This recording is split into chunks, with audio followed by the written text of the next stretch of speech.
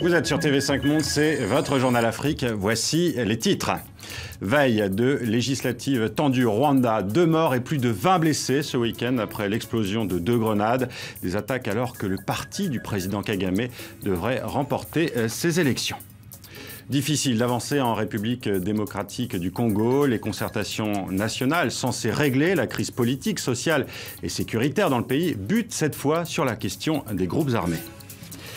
Et puis la fin des 7e Jeux de la francophonie à Nice. Quel bilan après la cérémonie de clôture et passage de flambeau entre la France et la Côte d'Ivoire, le pays d'accueil des prochains Jeux en 2017. Et puis un invité musique à la fin de ce journal, Abou Bass, l'ancien chef d'orchestre du Solar System qui accompagnait Alpha Blondy. Eh bien, Abou Bass sort son premier album solo, Magic Madiara. Climat tendu autour des législatives au Rwanda. Les élections, c'est lundi. Un scrutin qui devrait voir la victoire du FPR, du président Kagame. Et déjà 2 morts et 22 blessés à Kigali après l'explosion de 2 grenades depuis vendredi. Déjà en 2010, au moment de la présidentielle, il y avait eu une série d'attaques à la grenade dans la capitale rwandaise. Gladys Mariva. C'est ce qu'on appelle une bombe à retardement. Samedi, au lendemain d'une explosion qui a fait 1 mort et 14 blessés à Kigali, une deuxième grenade restée sur ce toit du marché de Kikuro a à son tour explosé. Bilan 1 mort et 8 blessés. Nous nous sommes mis à courir en pensant que c'était la foudre. Et c'est en voyant les fumées que nous avons compris ce qui se passait. Au même moment, le très puissant Front patriotique rwandais du président Paul Kagame tenait son dernier meeting avant les législatives de lundi. Ici, l'attaque à la grenade semble bien loin et la victoire acquise. J'espère vraiment que je vais gagner. Le Front patriotique le mérite avec tout ce qu'il a fait.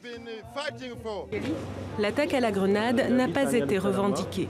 Mais pour le gouvernement, aucun doute, les auteurs sont des opposants à Paul Kagame, alliés aux rebelles des FDLR en République démocratique du Congo.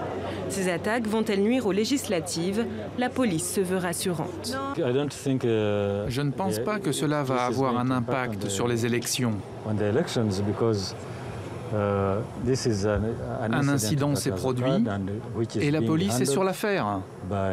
Tout est sous contrôle. Rien n'est moins sûr. Les attaques similaires de mars et de juillet dernier n'ont jamais été élucidées. Dimanche, un grand mystère planait sur Kigali et il n'avait rien à voir avec le résultat des législatives de lundi. Et à noter sur notre site tv5monde.com un dossier sur ces élections au Rwanda. Un dossier qui revient sur la place prépondérante des femmes en politique dans le pays, puisque 54% des députés sont des femmes. À retrouver donc dans la rubrique « L'œil de la rédaction ».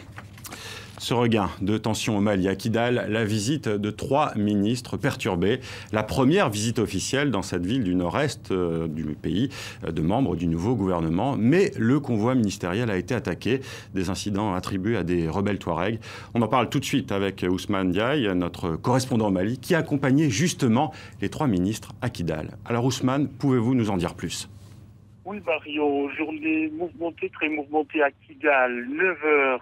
Une bombe, une grenade plus précisément, explose devant la Banque de solidarité malienne qui devait être inaugurée à nouveau demain. Donc réouverture reportée. Deuxième explosion vers 10h.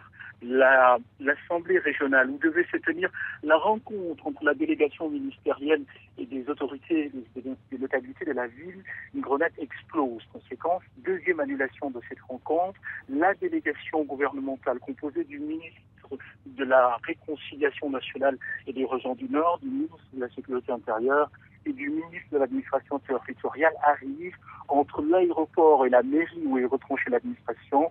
La délégation a été caillassée. Une grosse pierre a atteint la voiture où étaient les 3 ministres.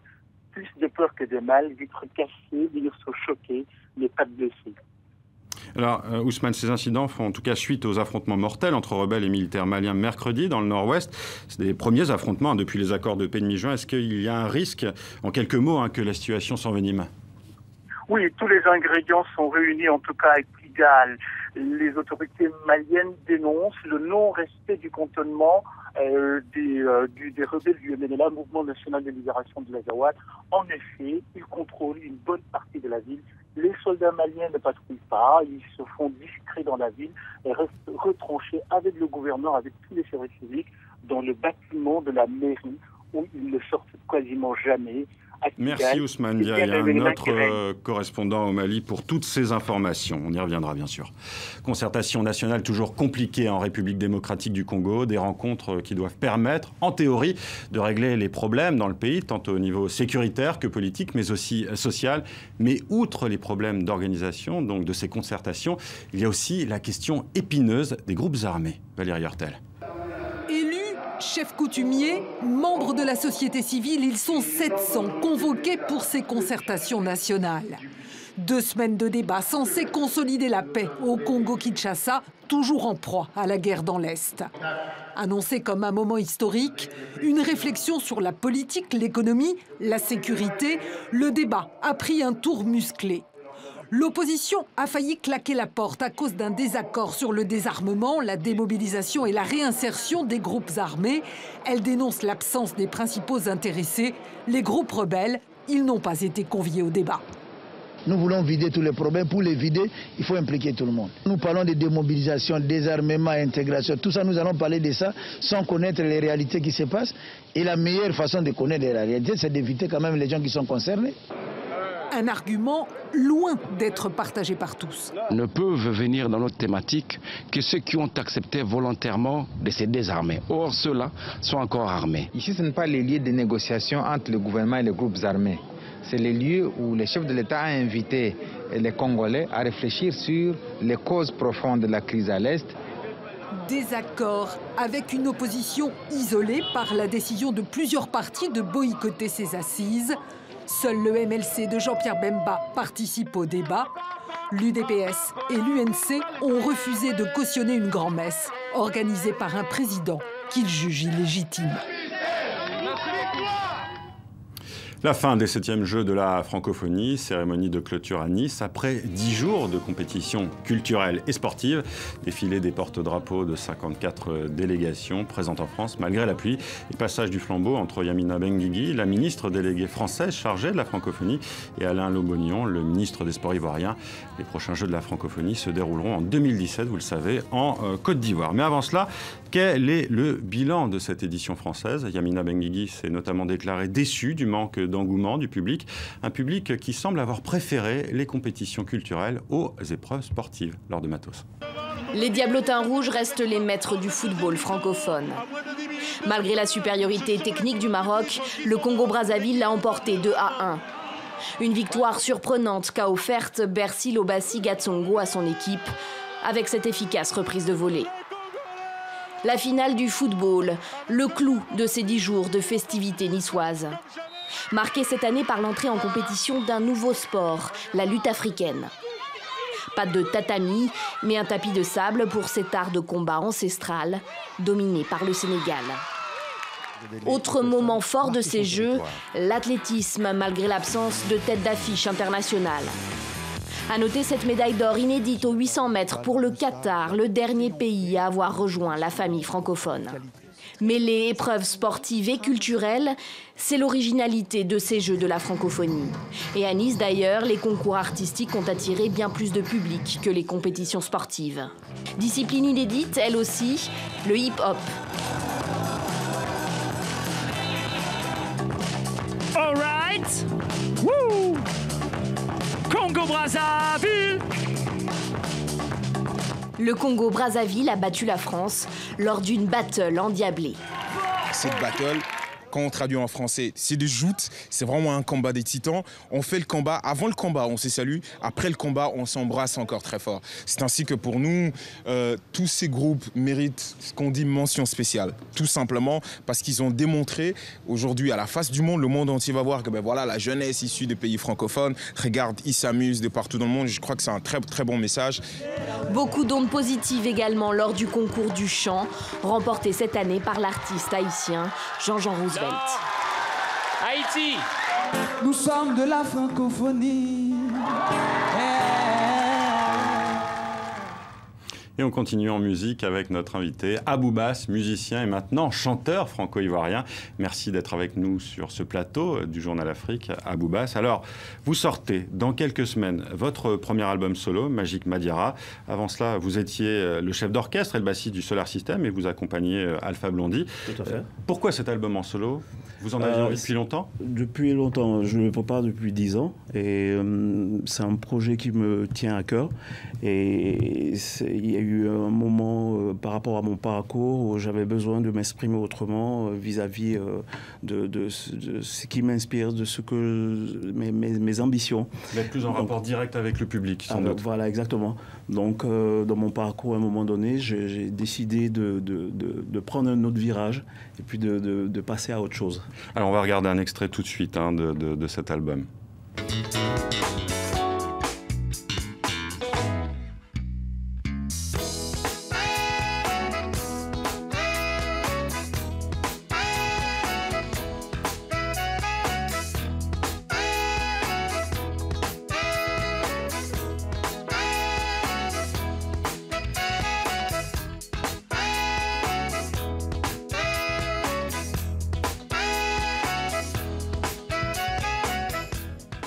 Alors Abou Bass, on ne le voit pas dans l'extrait, mais la grande révolution quand même, c'est que vous chantez sur cet album. Tout à fait. En fait, depuis mes débuts, j'ai toujours chanté, mais vu que je travaillais relativement pour pas mal d'artistes, je ne m'exprimais pas. Et là, l'occasion s'y prête. Et voilà, je profite. C'est pas trop difficile de prendre le micro, justement? Non, c'est un exercice que j'ai souvent fait, déjà dans le passé, parce que j'ai eu pas mal de groupes où je chantais. C'était en Afrique, après un peu en France. Mais bon, voilà, en tant que bassiste, c'est un exercice qui m'est familier. Alors, c'est un album qui mélange du reggae, du funk, de l'afrobeat. Hein. C'était une volonté de mélanger tous ces styles? Oui, parce que j'ai eu pas mal de chance d'habiter dans un quartier très cosmopolite à l'époque, à mon adolescence. Et donc en Côte d'Ivoire, voilà. Et j'ai eu l'occasion d'entendre très tôt pas mal de musique, du high life, de l'afrobeat. Et c'était mon rêve de faire tout ce mélange, faire un peu un plat. Un album complet, un plat. Complet, voilà. Et puis le partager avec tout le monde, histoire de faire découvrir. Convivialité, donc. Voilà, exactement. Alors, un mot avant de se quitter aussi de la Côte d'Ivoire. Vous vivez depuis longtemps en France, mais j'imagine que vous êtes attentif aussi à l'évolution de votre pays d'origine. Oui. Et à la réconciliation. À la réconciliation. À ma dernière visite, j'avouerai que j'ai pu constater que l'économie était repartie. Les grands travaux sont repartis. Surtout que les Ivoiriens sont ravis d'être revenus à cette paix-là. Et je pense que le gouvernement en place met tout en œuvre pour que la cohésion sociale et que tout redevienne normal. Merci Abou Bass d'avoir été avec nous donc, sur ce plateau. Merci. Je rappelle la sortie donc, de votre premier album solo le 19 novembre prochain, Exactement. Magic Madiara. Et en attendant, on peut déjà télécharger sur les plateformes musicales quelques titres, 6. Voilà. Et c'est la fin de ce Journal Afrique. Merci de votre fidélité. L'information africaine, c'est aussi sur notre site tv5monde.com. À bientôt.